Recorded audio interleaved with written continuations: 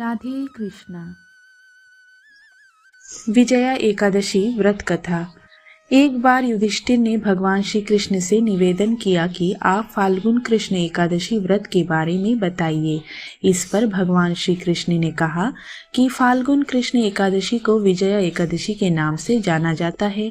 विजया एकादशी लोगों को कार्यों में सफलता, पापों से मुक्ति, मोक्ष और हरि कृपा दिलाने वाली ब्रह्मा देव ने नारद मुनि को विजया एकादशी के महत्व को बताया था। वह तुमसे कहता हूँ। कथा के अनुसार त्रेता युग में अयोध्या के राजा दशरथ को 4 पुत्र हुए थे, राम, भरत, लक्ष्मण और शत्रुघ्न। दशरथ की दूसरी पत्नी कैकेयी ने उनसे राम के लिए 14 साल का वनवास और भरत को सिंहासन मांगा, जिसके फलस्वरूप राम अपनी पत्नी सीता और लक्ष्मण के साथ वन चले गए। वहां पर रावण ने सीता का हरण किया और लंका ले गया। वानर सेना की मदद से राम ने सीता की खोज कराई। फिर उन्होंने लंका पर आक्रमण करने का फैसला किया, लेकिन सबसे बड़ी समस्या थी कि विशाल समुद्र को पार कैसे किया जाए।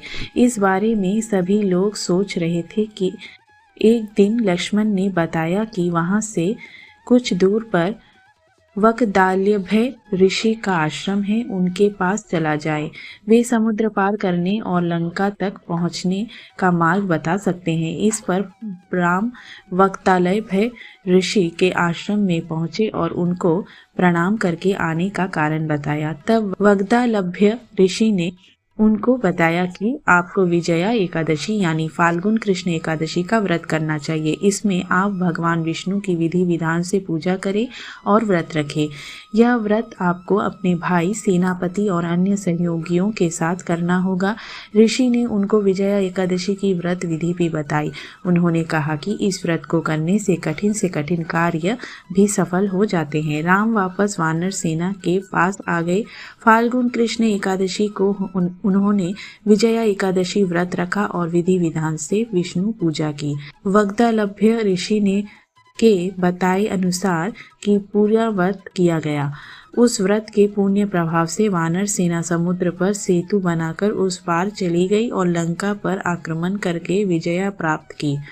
राम के हाथों रावण का अंत हुआ और सीता अशोक वाटिका से मुक्त हुई। फिर राम, लक्ष्मण और सीता अयोध्या लौट आए।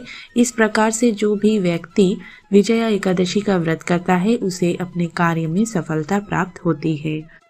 ओम नमो भगवते वासुदेवाय नमः।